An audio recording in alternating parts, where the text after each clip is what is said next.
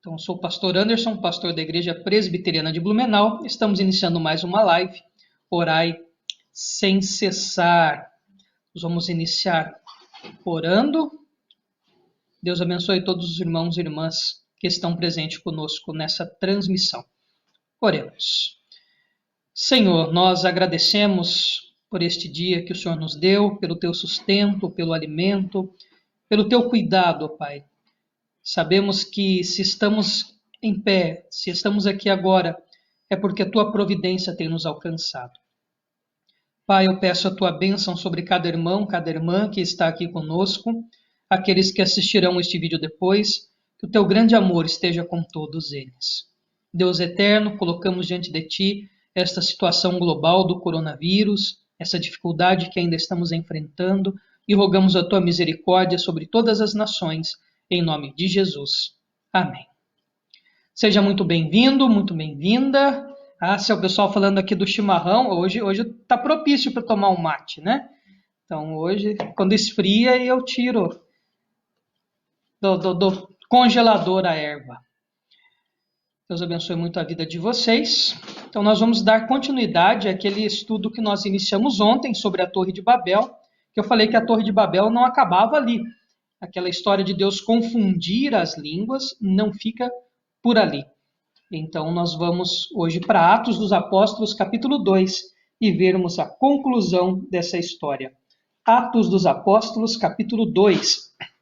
Lembrando que você pode colocar o seu pedido de oração, que a Aline vai anotar, e nós vamos orar depois por todos os pedidos. Então, Atos dos Apóstolos, capítulo 2.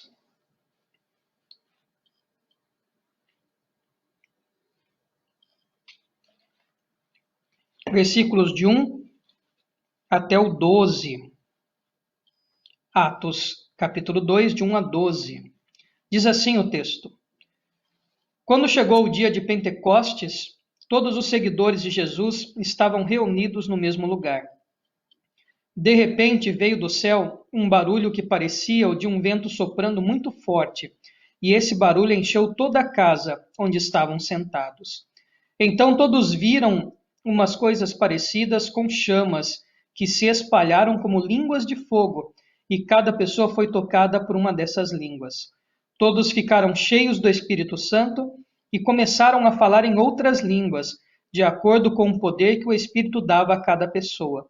Estavam morando ali em Jerusalém judeus religiosos vindos de todas as nações do mundo. Quando ouviram aquele barulho, uma multidão deles se ajuntou e todos ficaram muito admirados, porque cada um podia entender na sua própria língua o que os seguidores de Jesus estavam dizendo. A multidão ficou admirada e espantada e comentava: Estas pessoas que estão falando assim são da Galileia. Como é que cada um de nós as ouvimos falar na nossa própria língua? Nós somos da Pártia, da Média, do Elão, da Mesopotâmia, da Judéia, da Capadócia, do Ponto, da província da Ásia, da Frígia, da Panfilha, do Egito e das regiões da Líbia que ficam perto de Cirene.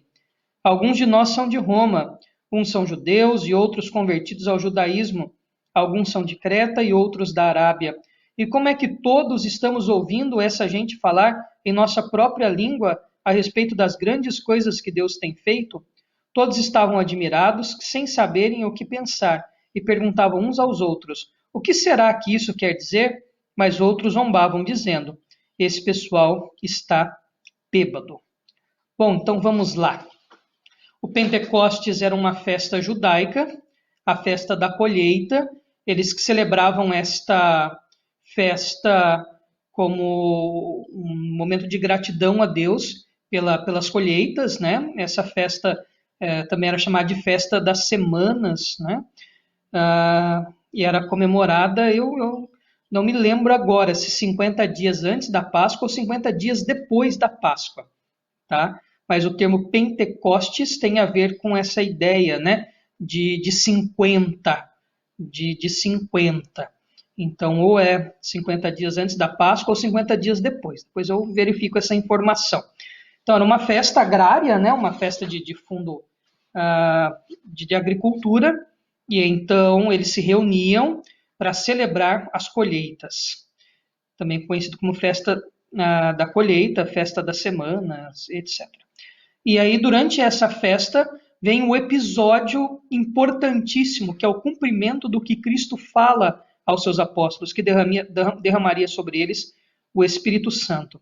Então, tudo aquilo que era provisório no Antigo Testamento, tudo aquilo que era um detalhe, né, uma amostra, algo que era passageiro, a fumaça no templo significava a presença do Espírito Santo, a Shekinah, mas eram aparições que eram temporárias, não eram constantes. E agora, então, vem o cumprimento e algo que é permanente. A presença do Espírito Santo conosco é algo permanente. A presença do Espírito Santo é real e não passa. Então, essa visitação do Espírito Santo é permanente em nosso meio, em nosso coração, aqui conosco. Então, nós temos o cumprimento aqui na festa do Pentecostes, tá? Essa festa judaica. E não há uma ligação, nenhuma interpretação dessa festa que ligue a esta ideia da profecia de Cristo e do derramamento do Espírito Santo. Também lá, aquela promessa lá de Joel, né, do profeta Joel, lá no Antigo Testamento, do derramamento do Espírito Santo sobre toda a carne. Não há uma ligação disso com a festa de Pentecostes. Eu li bons autores agora há pouco, li alguns artigos. A ideia de falar que foi na festa é só para tentar situar historicamente. Lembrar que Lucas, que é o provável autor de Lucas e de Atos, era médico, mas tinha um quê de historiador. Então ele tentou trazer muitas evidências históricas, cronológicas, enfim. Então situar na festa é mais um detalhe histórico do que teológico. Não há nenhuma interpretação judaica ou rabínica que ligue a essa ideia de derramamento do Espírito Santo, tampouco Joel era lido, etc. A festa é só para situar historicamente o período que isto aconteceu. E eles, então, recebem o Espírito Santo, há uma teofania, uma manifestação de Deus para que isso seja demonstrado, que são essas chamas, essas línguas de fogo, essas labaredas que tocaram e ficaram sobre aquelas pessoas. Foi um evento também temporário, né, essa teofania, essa manifestação de Deus. Então, para representar ali o visível, né, do que estava acontecendo, esse derramamento do Espírito, mas veja, foi algo provisório também, aconteceu ali e depois não apareceu mais chama de fogo ou tampouco tocou qualquer outra pessoa. Então nós temos o cumprimento, ou seja, o Espírito Santo vem para aplicar a obra de redenção, para ser o consolador, para ser o paráclito, aquele que nos consola, nos protege, nos ajuda. Paráclito é um termo antigo para advogado também, então aquele que advoga por nós. Então, cumpre-se assim o Espírito Santo. E aí há um fenômeno interessantíssimo. Para se cumprir a promessa de Deus a Abraão, em ti farei bendita todas as nações, e se nós olharmos, existem muitos textos que trazem essa ideia do Deus das nações, um Deus que junta todas as nações, em ti farei benditas todas as nações. Nós temos aqui agora o cumprimento. Eram pessoas de várias nacionalidades. O teólogo Jimmy Dividen, que é um comentarista desse texto, diz que em torno de 14 nacionalidades estavam ali presentes. Então, 14 nacionalidades, 14 etnias de pessoas, falas e costumes diferentes. E esse pessoal ouve os apóstolos pregando os apóstolos na sua própria língua. Então, os apóstolos provavelmente falavam um pouco de grego, mas a língua mais comum era o aramaico, né? A língua mais comum do Novo Testamento era o aramaico e alguma coisa do grego koiné, que era um grego popular, uma língua popular grega, e quem sabe alguma coisa daquele latim que já começava a aparecer em Roma nesse princípio, mas tinha algum conhecimento comercial de grego e de latim, não do grego clássico, do grego koiné, o grego popular, e aramaico, que era a língua comum na Palestina, em Jerusalém e nos arredores nesse tempo. Então, os discípulos falam em aramaico. E essas 14 nacionalidades, essas pessoas de vários países, de línguas diferentes, ouvem simultaneamente na sua própria língua, o que ali estava acontecendo. Ouvem na sua própria língua aquilo que estava acontecendo. Veja, foi um milagre no ouvido das pessoas. Aqueles discípulos não falaram em outros idiomas, e também não falaram nenhuma língua estática, não tiveram nenhum êxtase, não foi nenhuma língua desconhecida. Eles falaram em aramaico e as pessoas entenderam cada uma no seu idioma. Foi um milagre nos ouvidos.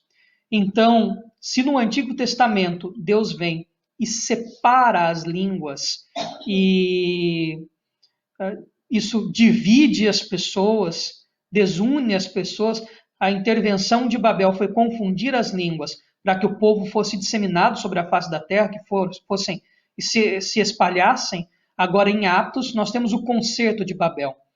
Nós temos o Espírito Santo reunificando as nações.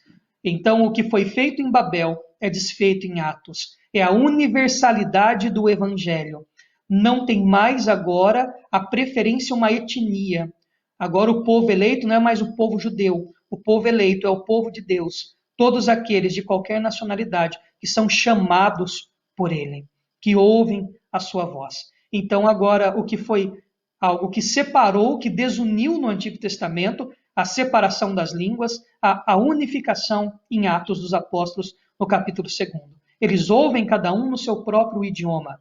Ou seja, o Evangelho é aquele que une, que agrega, que faz de cada um de nós, brasileiros, ingleses, americanos, japoneses, haitianos, medos, judeus, partos, capadócios, asiáticos, enfim, um só povo, uma só nação. Nós agora somos o povo escolhido de Deus, a igreja dele, a noiva dele, todos aqueles que são chamados por ele. Então, nós temos agora a união, a unificação. Ou seja, Babel acaba aqui. O que foi problema lá foi consertado aqui. Agora é uma língua só, a língua do Evangelho, que unifica todas as nações, que nos junta. Então, se houve confusão de línguas, agora a união, uma mesma língua, a pregação do Evangelho, atingiu todas essas nacionalidades, para dizer que, de fato, em Cristo, Deus agora cumpre a promessa que ele fez a Abraão. Em Cristo, todas as nações são benditas. Nós somos um único povo, não importa a nossa nacionalidade, a nossa etnia. Em Cristo, nós somos um só corpo, uma só nação, um povo escolhido por ele, ou seja, somos aqueles a quem ele amou. Então, a conclusão de Babel se dá aqui. Bom, e é uma interpretação interessante desse texto, que mostra, né, o que vai acontecer em Atos, porque daqui a pouco nós temos a história da conversão de Saulo para Paulo e como o evangelho começa a atingir as outras nacionalidades. O próprio apóstolo Pedro vai ter um encontro lá com o centurião, né, vai ter uma visão interessantíssima de como que o evangelho chega aos gentios, ou seja, aos poucos nós vamos vendo, né, esta viagem que o evangelho faz ao mundo todo por meio dos discípulos, por meio dos apóstolos, e assim a igreja se espalha sobre toda a face da terra. Então, de maneira bem simples, o que foi confusão lá em Babel, em Gênesis capítulo 11, aqui em Atos capítulo 2, é desfeito. Agora a língua do evangelho é aquela que une. As nações agora têm que se unir. Se naquele momento eles achavam que eles tinham que se unir e o mandato de Deus era para se espalharem, agora é o contrário. Agora é a voz de Deus unindo o seu povo, unindo a sua nação. Aqui é o mandato de Deus para a união, para a junção. Ou seja, o evangelho faz de todo o mundo, de todas as nações, um povo escolhido por Deus. Agora as línguas não são mais motivo de confusão. Veja, cada um entendeu no seu próprio idioma. Isso é o poder do evangelho que transforma pessoas. Não acho que seja um texto que dê base para batismo com o Espírito Santo, né? Em nenhum momento esse texto evidencia qualquer coisa dessa. O dom de línguas estranhas, ou línguas estáticas, ou línguas de anjos é uma interpretação que ficaria melhor enquadrada em outros textos. Quem sabe 1 Coríntios 12, 1 Coríntios 14, daria para tentar dialogar um pouco sobre essa manifestação, né, comum nas igrejas pentecostais e neopentecostais, Mas esse texto realmente não quer falar sobre isso, mesmo porque eles falaram em aramaico. O milagre foi no ouvido de quem ouviu. O Espírito Santo unifica aquilo que foi dividido na Torre de Babel. Então, esta é a conclusão do nosso texto de ontem, e eu espero que você se sinta bem-aventurado, porque nós brasileiros também ouvimos em bom e alto tom, na nossa própria língua, o Evangelho, e fomos atraídos por Cristo. Que assim Deus nos abençoe. Vamos ver os pedidos de oração?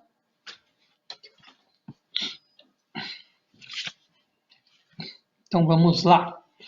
A Priscila pede oração pelo amigo Cássio, por sua vida e pela sua saúde. A Lígia Soares pede oração pela Conceição, que fará uma cirurgia. A Aline agradece pelo aniversário do Carlos. O Carlos é meu irmão mais velho, lá de Mogi Guaçu. Hoje ele completa 49 anos e falei com ele agora à tarde, né? Estava voltando para casa do serviço. Ele é caminhoneiro, o Carlos. Então, que Deus abençoe meu irmão. Completa 49 anos hoje. Derrame bênção sobre a sua vida, da Rose, da Carolina, da Rebeca, né? Que são as minhas sobrinhas. Então, Deus abençoe. Proteção aos profissionais da saúde, o pedido da Aline também, especialmente pela Daiane, pela Gisele, pelo Leandro, pela tia Dita, e agradece pela sua família. Diácono Osni agradece pela restauração da saúde da sua tia Inês, que já está em casa. Olha que bênção. Então, a Inês já está em casa, que Deus continue cuidando da saúde dela. Nós vamos orar e, ao final, mandamos os nossos abraços. Senhor, nós agradecemos pelo teu cuidado e pelo teu amor e pela tua palavra que uniu todas as etnias num só povo, o povo teu. Nós te louvamos por isso. Pai, nós queremos interceder pela vida do Cássio, pela sua saúde, pela sua vida. Derrama bênção sobre a vida dele, ó Pai. Cuida deste teu servo. Abençoe a Priscila também, ó Deus. Senhor, nós clamamos pela vida da Conceição, que fará uma cirurgia. Que o Senhor tenha misericórdia, que o Senhor conduza as mãos dos médicos, médicas, todos que estarão envolvidos nesta cirurgia, sejam guiados e orientados por Ti. Abençoe, ó Pai, o meu irmão, que completa mais um ano de vida, derrama a bênção sobre ele. Abençoe, ó Pai, a Daiane, a Gisele, o Leandro, a tia Dita.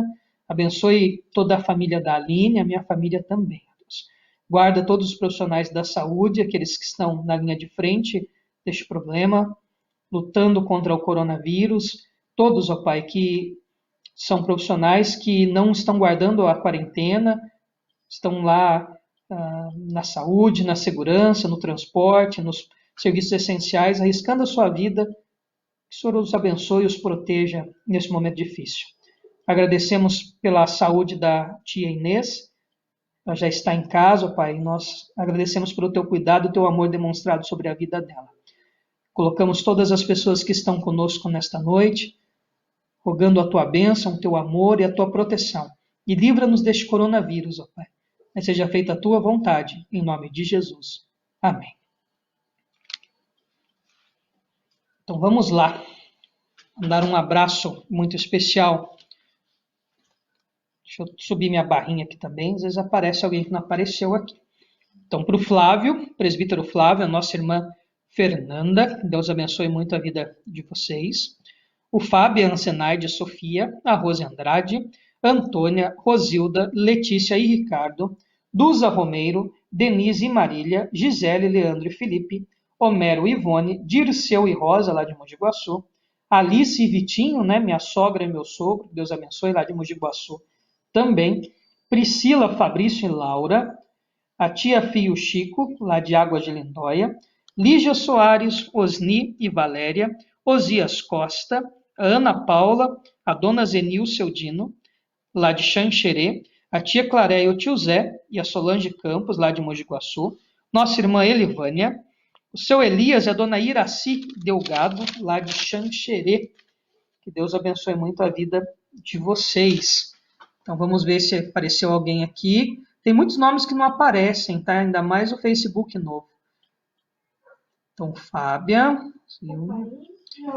O Alex Melo, lá de Xanxerê, que Deus abençoe. Torcedor doente do Internacional, tá? Colorado. Deus abençoe, viu, Alex? Um abração para ti. E para o Paulo Paim, que torce para o melhor time do mundo, que é o São Paulo, diácono lá da Igreja Presbiteriana de Xanxerê. Deus abençoe muito a sua vida. Aqui o Flávio respondeu a questão. É 50 dias depois da Páscoa, o Pentecostes. Muito obrigado, viu, presbítero Flávio? Eu estava na dúvida, que eu sabia que era 50 dias. Então, 50 dias depois da Páscoa, que era celebrado o Pentecostes, essa festa agrária, festa da colheita. Então, são os nomes que apareceram aqui realmente para a gente. Que Deus abençoe muito a sua vida. Vamos encerrar com a bênção do Senhor e amanhã, às 20 horas, nós estamos de volta com o nosso Orai sem cessar. Espero que esse estudo amarrado de Atos com a Torre de Babel enriqueça a nossa vida e a nossa compreensão do texto.